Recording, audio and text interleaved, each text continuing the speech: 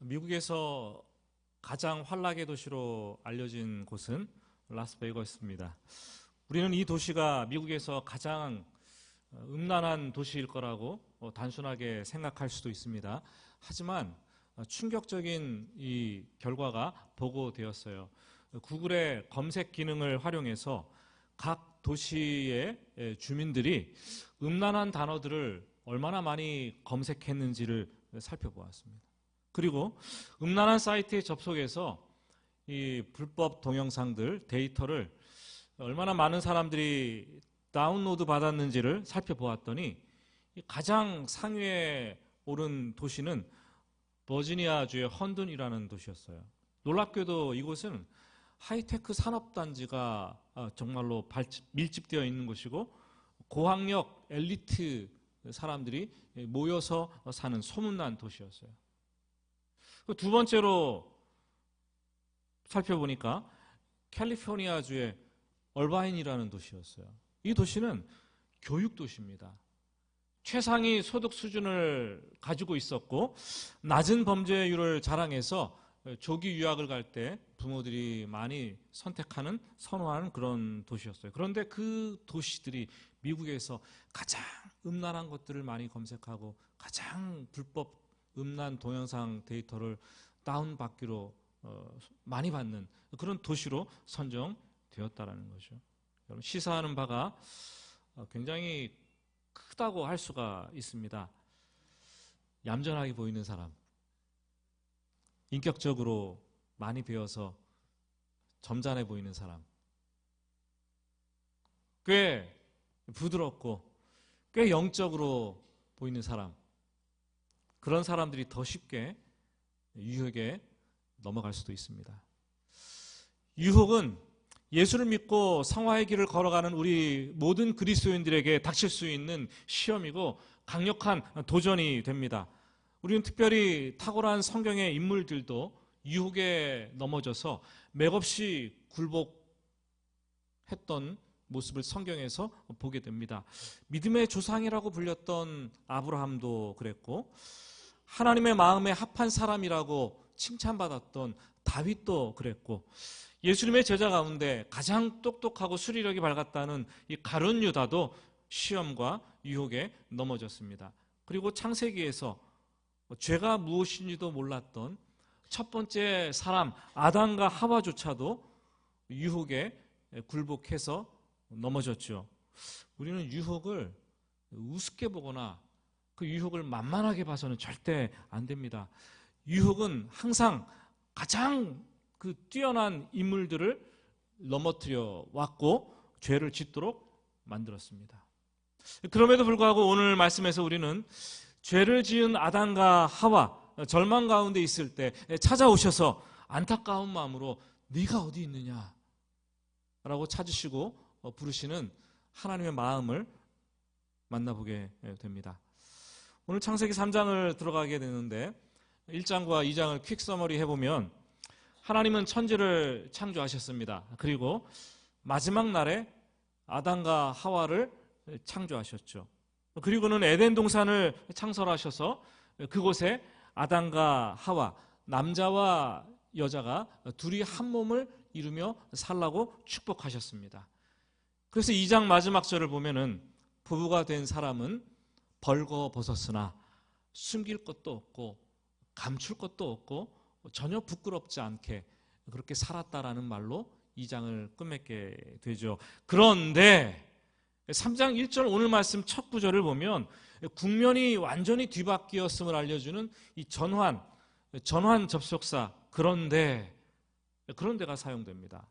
우리 1절 말씀을 보시면 그런데 뱀은 여호와 하나님이 지으신 들짐승 중에 가장 간교하니라. 뱀이 여자에게 물어 이르되 하나님이 참으로 너희에게 동산 모든 나무의 열매를 먹지 말라 하시더냐. 모든 것이 선하고 모든 것이 아름답고 완벽한 에덴 동산에 갑자기 뱀이 쑥 등장을 합니다. 그래서 인간을 유혹하게 됩니다. 뱀 좀 보셨습니까? 뱀이 여러분 무엇입니까? 그때 그 뱀이 지금 우리가 산이나 주위 길에서 볼 수 있는 뱀인가요? 만약에 그렇다면 오늘날 뱀도 인간을 이렇게 꼬리를 치면서 유혹 좀 하나요? 아니라면 그러면은 창세기 3장에 나오는 이 뱀의 존재는 과연 무엇입니까? 뱀의 존재가 무엇일까요?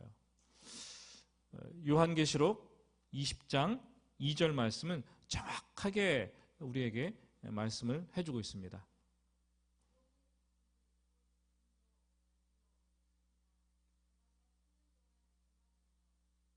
예, 제가 한번 마이크를 좀 켜주세요. 제가 크게 읽어볼게요. 용을 잡으니 곧 옛 뱀이요 마귀요 사탄이라 잡아서 1000년 동안 결박하여. 이 창세기 3장에 옛 뱀이 뭐라고요? 마귀요 사탄이라 알려주고 있습니다. 그러니까 거짓의 아비인 사탄이 뱀의 모습으로 가장을 해서 나타난 것이죠. 사탄은 항상 그렇습니다. 자기를 숨깁니다. 자기를 가장합니다. 그리고 하수인과 대리인을 앞세우는 방법을 사용하죠. 커튼을 치고 커튼 뒤에 숨어서 음모를 꾸미는 거예요. 그게 사탄의 역할입니다. 근데 1절 말씀을 보니까 하나님이 지으신 들짐승 중에 뱀이 가장 간교했다고 얘기합니다. 이 간교하다라는 말을 히브리어로 아룸이라고 하는데 그게 나쁜 말은 아니에요. 영리하다, 지혜롭다, 슬기롭다라는 뜻이죠. 그렇지만 지혜롭고 슬기로운데 이 방향이 잘못되면 간사하게 되는 거죠. 교활하게 되는 거죠. 그 좋은 머리 가지고. 인간도 마찬가지죠. 너무 머리가 영특한데 잘못 사용하면 그것이 인생의 독이 되고 남들보다 더 추악하고 악한 일을 저지르게 됩니다. 오늘 말씀에서 사탄은 뱀으로 가장해서 남자가 아닌 여자를 유혹합니다. 유혹하죠. 하나님이 참으로 너희에게 동산 모든 나무의 열매를 먹지 말라 하시더냐. 여자가 걸려들도록 이 덫을 올가미를 쳐놓고 기다리고 있습니다. 참으로 하나님이 그렇게 말을 했더냐? 참으로 진짜냐? 이렇게 묻는 거죠. 그러니까 참으로 그러니까 여자가 이 말을 들으면서 이 의심이 생기는 거예요. 사탄의 의심의 씨앗을 뿌린 거죠. 이 변하지 않는 불변의 법칙이 있다면 의심은 항상 의심을 낳고 믿음은 항상 믿음을 낳는다는 거예요. 그래서 의심의 씨앗을 탁 하나 뿌리고 누가 말을 하면 그런가? 의심이 자꾸 생겨나고 또 커지고 눈덩이처럼 커지는 겁니다. 그래서 우리는 항상 사람이든 일이든 의심하기보다 믿으려고 노력해야 되겠죠. 하나님의 말씀도 하나 걸려서 의심하기 시작하면 계속 줄줄이 의심이 되는 거고 나중에는 믿음 자체를 잃어버리게 되어 있습니다. 그런데 말씀을 읽으면서 여러분 좀 생각 좀 해보셨어요? 궁금한 것이 사탄이 왜 남자가 아니라 여자를 유혹의 대상으로 삼았을까요? 왜 여자였을까요? 그 말씀이 창세기 2장 16절과 17절 말씀을 보면은 나옵니다. 같이 한번 볼까요? 여호와 하나님이 그 사람에게 명하여 이르시되 동산 각종 나무의 열매는 내가 임의로 먹되 선악을 알게 하는 나무의 열매는 먹지 말라. 내가 먹는 날에는 반드시 죽으리라 하시니라. 하나님께서 그 사람에게 말씀을 하셨어요. 하나님께서 내가 먹는 날에는 말씀하셨어요. 그 사람이 누굽니까? 바로 남자 아담이었습니다. 여자는 이 말을 남편으로부터 전해 들었을 뿐입니다. 그렇습니다. 사탄은 항상 하나님의 말씀에 신뢰도가 떨어지는 사람, 직접 하나님의 말씀을 듣지 않고 하나님의 말씀을 전달해서 듣는 사람, 그런 사람들을 1차적으로 공략을 합니다. 여러분 요새 유튜브 좀 많이 하시죠? 유튜브를 많이 보는데 장점도 많이 있지만 한편으로 저는 유튜브가 우리 조국교회 성도들의 신앙을 다 망가뜨리고 있다고 생각을 해요. 설교 잘한다는 이 목사 말씀 찾아 듣고 저 목사 말씀 찾아 듣고 선호 채널 돌려가면서 홍수처럼 쏟아지는 그 말씀 취향껏 자기 취향에 따라서 막 골라들어요. 그런데 정작 자기가 직접 하나님의 말씀을 읽거나 하나님의 말씀을 듣지는 않아요. 근데 그것처럼 신앙에 위험한 것이 없어요. 좋다는 설교 10편 여러분 전해 듣는 것보다 때로는 내가 성경 말씀 한 장 붙잡고 그 말씀 직접 정신 차리고 읽으면서 눈물 흘리고 깊이 묵상하는 것, 그것이 훨씬 낫습니다. 여러분 언제까지 목사 의존적인 신앙생활을 하시겠습니까? 예?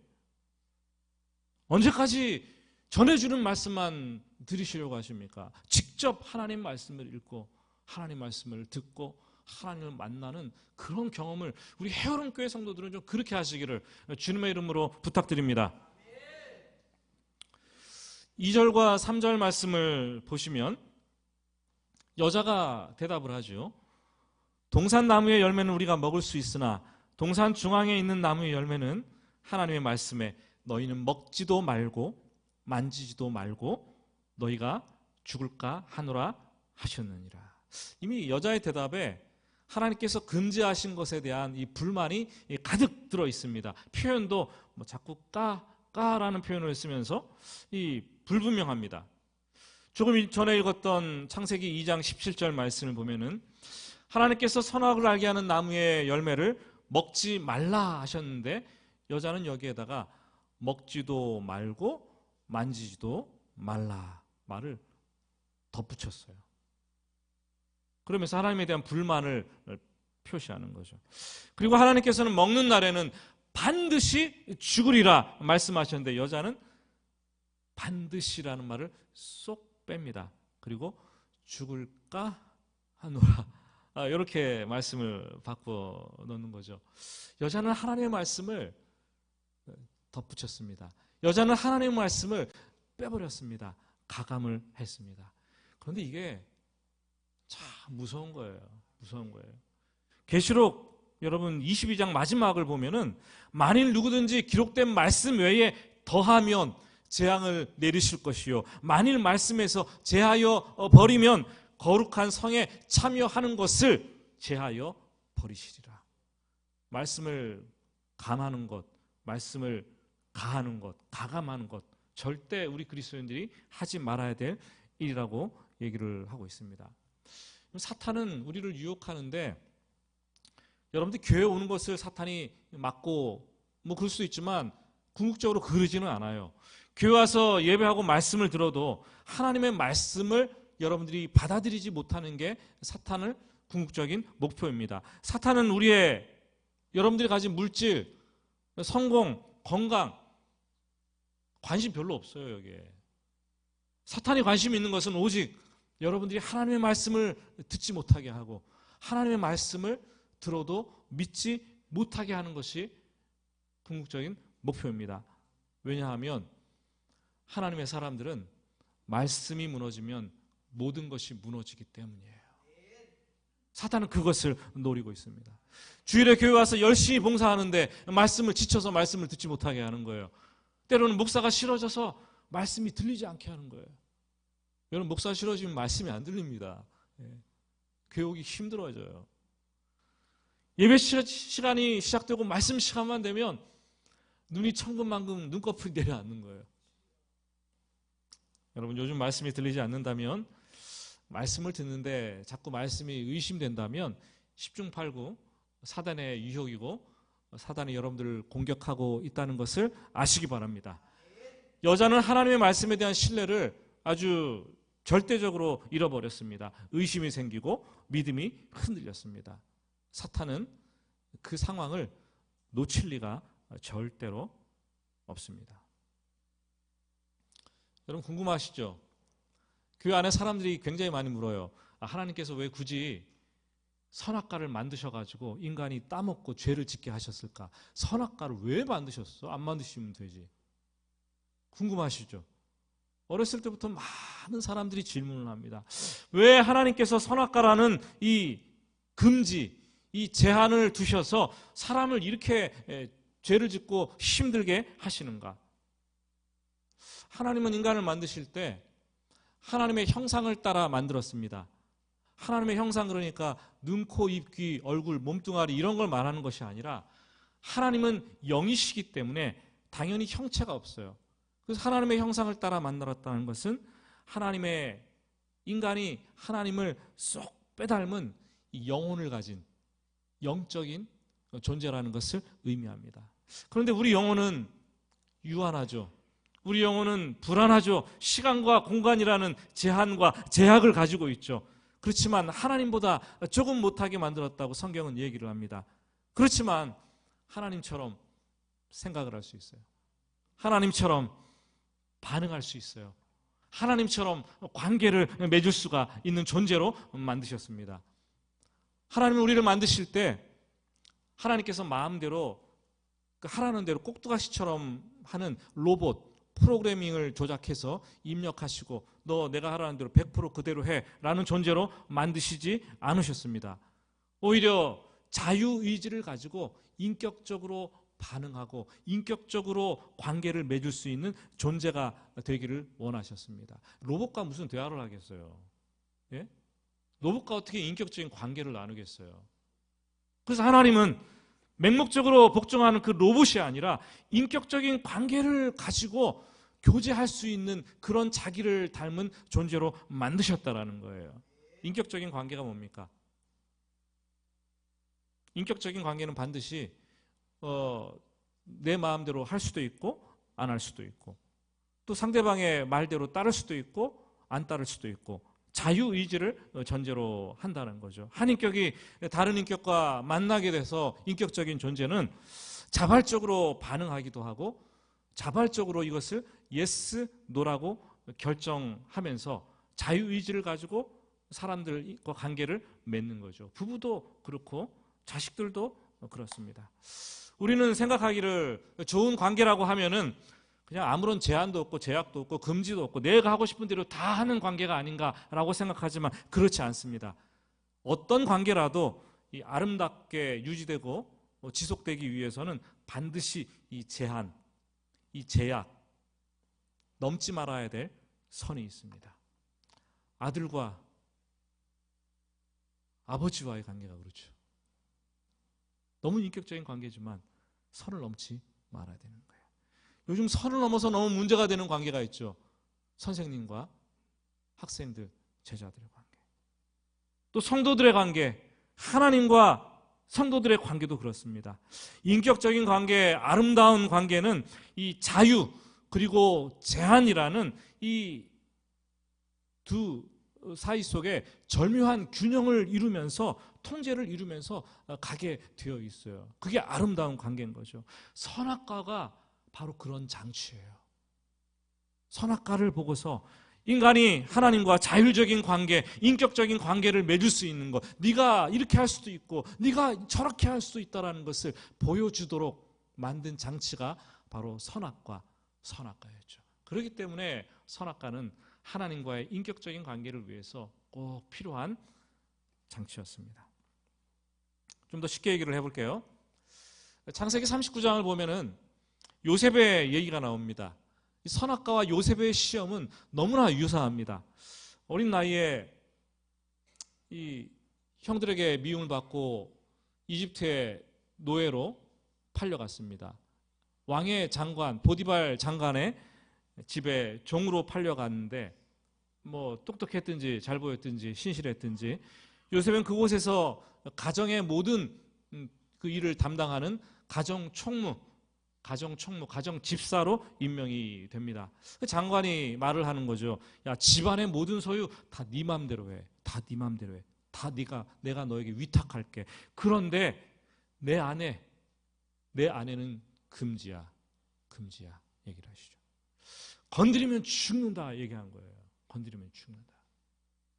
어느 날 인성이 무료했던 이 장관의 아내가 젊은 요셉을 보니까 건장하고 마음이 드는 거예요. 요셉을 유혹하기 시작합니다. 나를 가지세요. 한 번도 아니고 두 번도 아니고 날마다 흑심을 품고 눈짓하면서 자꾸 나를 가지라고 조릅니다. 결코 거절하기가 쉽지 않은 상황이 된 거죠. 요셉은 자유의지가 있었어요. 장관의 말을 1% 의심하고 야 설마 내가 건드린다고 죽기야 하겠어? 이렇게 하고 여자를 취할 수도 있었습니다. 또한 장관의 말을 100% 믿고 안 돼, 이건 안 되는 거야, 절대 금할 수도 있었습니다. 요셉은 흑심을 품지 않고 죄를 짓지 않고 그 자리를 피하는 것을 선택을 했습니다. 여러분, 이게 믿음이에요. 이게 하나님과의 인격적인 관계인 거죠. 믿음은 1%가 부족해도 믿음이 아닌 거죠. 100% 안 믿는 것은 믿음이 아니죠. 100% 꽉 채워져야지 믿음이죠. 99% 믿음 이런 거는 없어요. 100% 돼야지 믿음이 되는 거죠. 하나님은 우리가 자유의지를 가지고 하나님과 인격적인 관계를 맺음으로 믿음으로 하나님의 말씀에 순종하는 것, 그런 것들을 원하셨다는 거죠. 그런데 사탄의 유혹은 아주 달콤합니다. 5절 보니까 사탄이 이런 유혹을 합니다. 그것을 먹는 날에는 너희 눈이 밝아져 하나님과 같이 되어 선악을 알 줄을 하나님이 아심이니라. 먹고 나면은 한참 후가 아니라 몇 달 후, 몇 년 후가 아니라 바로 먹은 직후 그날부터 야 네가 하나님과 똑같이 될 거야. 눈이 밝아져서 하나님께서 너에게 못 먹게 하신 거야. 이렇게 얘기를 하는 거죠. 그러니까 하와가 들으니까 하나님 정말 못된 거죠. 자기랑 동등해질 걸 겁나가지고 선악과를 못 따먹게 했다라는 거예요. 얼마나 째째한 하나님이십니까? 하나님을 의심하게 만들고 하나님을 원망하게 만들었습니다. 그리고 하나님의 말씀에 저항할 수 있는 명분을 주고 그것을 함으로 인해서 진리를 추구하도록 부추겼습니다. 마치 사탄이 쓰는 방법은, 유혹의 기술은 마타도어 같아요. 이 투 경기에서 여러 명의 투우사 중에 맨 끝에 투우사는 검붉은 천을 가지고 등장을 합니다. 그래서 펄럭펄럭거리면서 소를 흥분시키고 마지막에 투우 경기가 거의 끝나는 마지막에 소의 정수리에 검을 꽂는 투우사가 있습니다. 그 투우사를 마타도어라고 얘기하죠. 우리가 정치권에서는 선거철만 되면 항상 얘기해요. 누가 마타도어니, 네가 마타도어니, 아니니, 기니 막 싸웁니다. 상대방이 근거 없이 사실을 조작해서 교란시키고 선동을 해서 흑색 선전을 펼치는 거죠. 그걸 마타도어라고 얘기를 해요. 사탄이 이 마타도어처럼 여자를 마음을 교란시키는 말을 합니다. 여자를 선동하는 말을 합니다. 그리고 넘어뜨릴 기회를 엿보는 겁니다. 사탄의 말에 여자의 마음이 마구 요동칩니다. 마구 흥분됩니다. 하나님의 말씀보다 사탄의 말이 더 솔깃하고 사탄의 말에 귀에 쑥쑥 들어오기 시작을 합니다. 사실 선악과는요, 동산 중앙에 있어서 에덴 동산에 살면서 매일같이 오며 지나가며 그 또 선악과를 눈으로 쳐다보았습니다. 평소에는 아무런 관심도 없었어요. 먹으면 안 되는 거 생각하고 그냥 지나다녔어요. 근데 이제 사탄이 하는 말을 듣고 보니까 선악과가 먹음직도 하고 보암직도 하고 지혜롭기까지 할 만큼 탐스럽기도 했다라고 얘기를 합니다. 여러분, 선악과 나무 자체가 갑자기 어느 날 이렇게 바뀌었나요? 탐스럽게 바뀌었나요? 먹음직하게 바뀌었습니까? 그런 건 아니죠. 사탄의 말을 듣고 보니까 나무가 변한 것이 아니라 나무는 그대로 있는데 내 마음이 사탄의 말 때문에 이렇게 변해진 거예요. 나무 자체는 변하지 않았어요. 항상 중앙에 그대로 서 있었어요. 여러분, 세상은 늘 똑같아요. 우리는 들리는 말을 듣고 우리의 마음이 변하는 게 문제예요. 말을 들으면 마음이 변하는 거죠. 우리가 하나님의 말씀 위에 서고 진리 위에 견고하게 서 있지 않으면 언제든지 세상이 하는 말을 듣습니다. 사탄이 하는 감미로운 말을 듣고 유혹에 넘어질 수 있는 존재들이에요.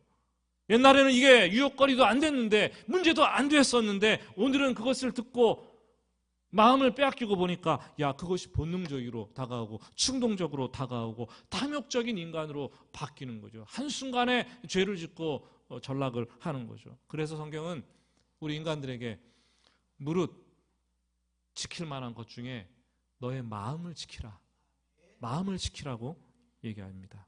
여러분들 마음을 지키십시오. 세상 살아가면서 사람들과 관계를 하면서 무슨 소문과 무슨 소리를 들려도 여러분 마음을 지키십시오. 거기서 넘어지면 다 끝나는 거예요. 여자 혼자만 마음이 흔들리면 다행인데 그 열매를 따서 누구에게 또 줍니까? 예, 또 이게 사랑하는 남편에게 또 따서 먹고 또 먹으라고 주는 거예요. 둘 다 먹습니다. 사랑하는 여러분, 여자가 말씀에 바로 서 있지 않고 마음이 흔들리면 남편에게 선악과를 따 먹으라고 주는 것은 시간 문제예요. 여자가 많은 소리를 듣고 와서 남편을 마음을 흔들어 놓는 것은, 죄를 짓게 하는 것은 식은 죽 먹기입니다.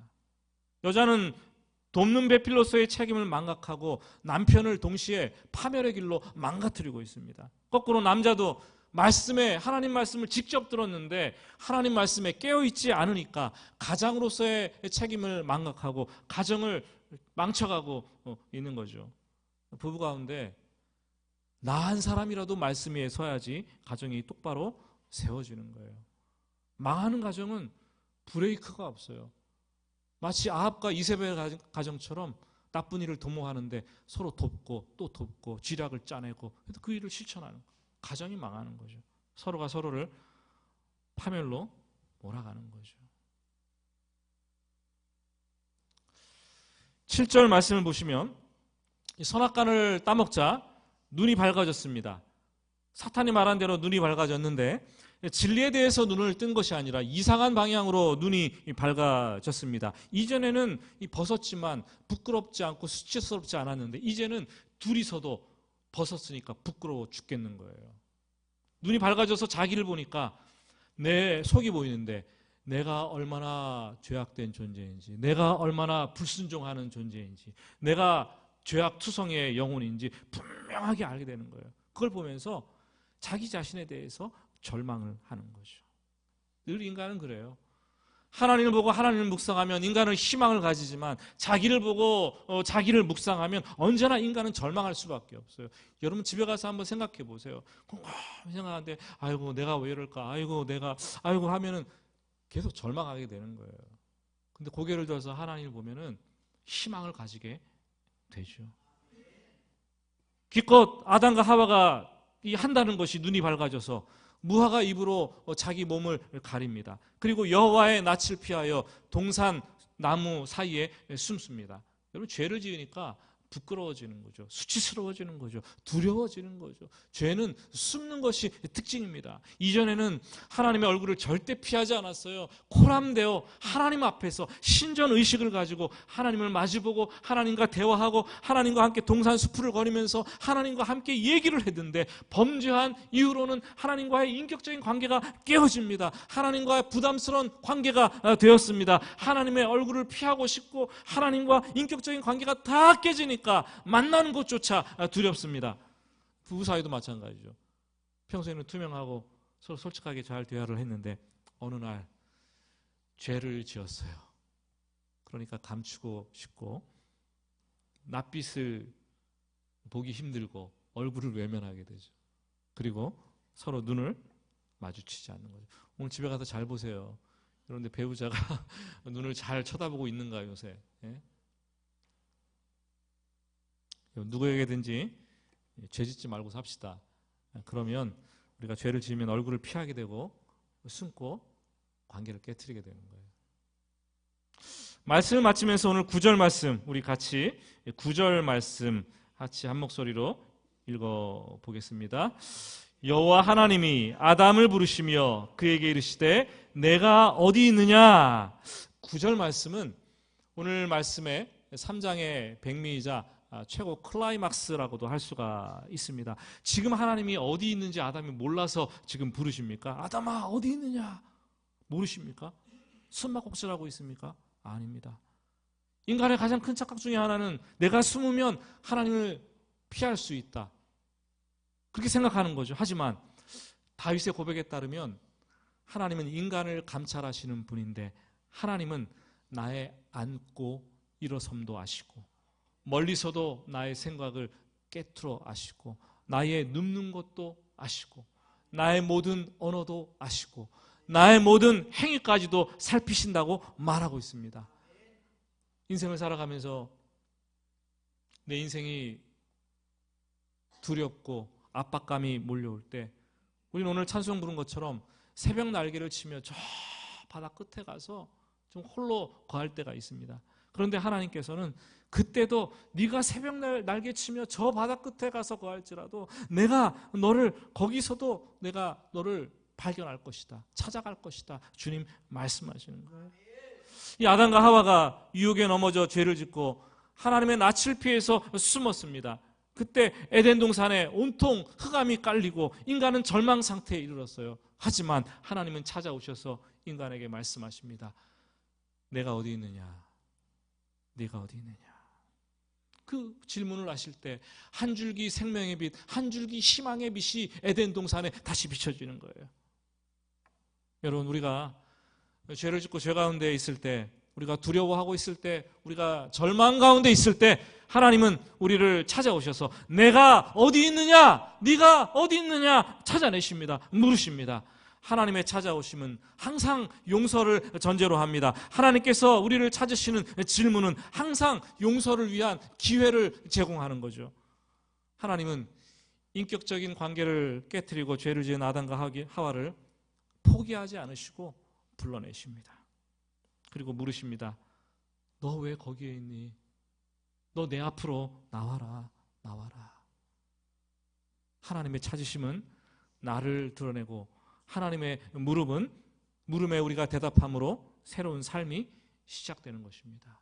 여러분, 신앙은 있어야 할 자리에 있는 것이 신앙이에요.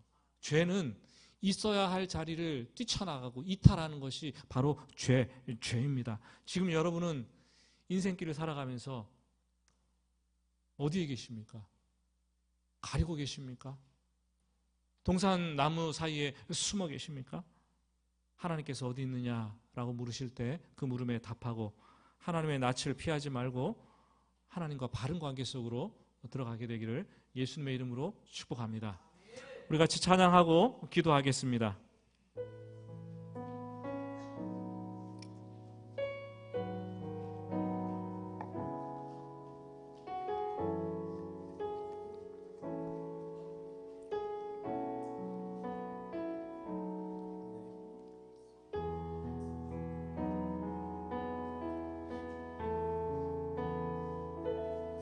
모습 이대로 살아가시네. 연약함 그대로 사랑하시네. 나의 모든 발걸음 그가 하시다니. 날 인도하소서. 내 모습 이대로 사랑하시네. 연약함 그대로 사랑하시네. 연약함 그대로 사랑하시네. 나의 모든 발걸음 주가 하시나니. 날 인도하소서. 날 인도하소서. 주의 날개 아래 거하는 것, 주의 임재 안에 거하는 것, 나의 가장 큰 소망, 나의 가장 큰 은혜, 주와 함께 동행하느니. 주의 날개 아래 거하는 것, 주의 임재 안에 거하는 것, 나의 가장 큰 소망, 나의 가장 큰 은혜, 주와 함께 동행하느니.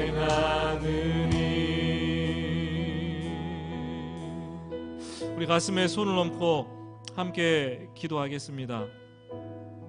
기도할 때 하나님께 그런 고백을 드립니다. 하나님, 당신은 나의 연약함 다 아십니다. 나의 부족함 다 아십니다. 작은 유혹에도 넘어지는 나의 모습, 죄가 자주 나의 마음문을 두드리는데 하나님, 넘어지지 않게 하여 주시고 쓰러지지 않게 하여 주시옵소서. 하지만 나의 연약함까지 사랑하셔서 불쌍히 여기시고 찾아오시는 하나님 되심을 다시 한번 고백합니다. 오늘 우리에게 묻는 거예요. 야, 네가 어디 있느냐? 네가 어디 있느냐? 우리는 다시 하나님을 향해서 얼굴을 들고 주님 앞에 나와야 됩니다. 주의 날개 아래 거하겠습니다. 주의 임재 안에 머무르겠습니다. 주님과 함께 동행하겠습니다. 인생길을 걷다 쓰러지고 넘어져 지쳐있고 숨어있는 우리에게 찾아오셔서 흐르는 눈물을 닦아주시고 오직 하나님께만 참 소망을 두고 나아갈 수 있도록 주여 인도하여 주시옵소서. 우리 주님의 이름을 부르고 합심해서 같이 기도하겠습니다. 주여, 주여, 우리를 불쌍히 여주시기를 간절히 원합니다. 우리 자신을 돌아보니 너무나 연약합니다. 너무나 부족합니다. 너무나 야약합니다. 사단의 작은 유혹에도 인생길을 걸어가다가 쓰러지고 또 넘어지고 아버지는 좌절하고 절망 가운데 들어가기를 반복합니다.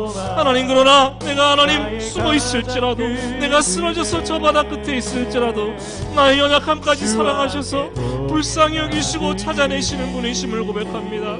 오늘도 말씀을 드리면서 네가 어디 있느냐, 내가 너를 찾노라 말씀하시는 그 하나님의 음성이 우리의 귀에 들려옵니다. 내가 어디 있느냐, 내가 어디 있느냐. 우리를 불쌍히 여기시면서 안타까이 여기시는 하나님의 음성을 우리가 귀 기울이기를 원합니다. 그 하나님을 향해서 우리가 아버지의 눈을 들겠습니다. 우리가 벌거벗었지만 부끄러워하지 않고 나오겠습니다. 주님 아래 거하겠습니다. 주님의 임재 안에 머무르겠습니다. 힘든 인생길을 살아가면서 주님과 동행하며 살 수 있는 아버지 하나님 인생 될 수 있도록 주여 함께하여 주시기를 간절히 원합니다. 인생길을 걷다 쓰러지고 지치고 넘어져 숨어있는 우리들, 우리 안에 눈물이 흐르는데 아버지 흐르는 눈물을 닦아주시고 오직 하나님께만 참 소망을 두고 하나님으로 인하여 일어나고 걷고 하나님으로 인하여 소망을 두며 하나님으로 인하여 살 소망을 가질 수 있도록 하나님 인도하여 주시기를 간절히 원합니다. 주님 간절히 원하는 자들, 아버지님 주를 만나고 주와 동행하기를 간절히 원하는 자들에게 오늘 힘을 주시고 그 가정들을 통하여 성령께서 함께 하셔서 위로하여 주시기를 간절히 원합니다. 주님, 오늘도 눈물로 부르고 기도하는 성도들 가정 아버지님 살피시고 그 인생길을 지키시고 주님 만져 주시옵소서. 나의 가장 큰 은혜, 주와 함께 동행하느니.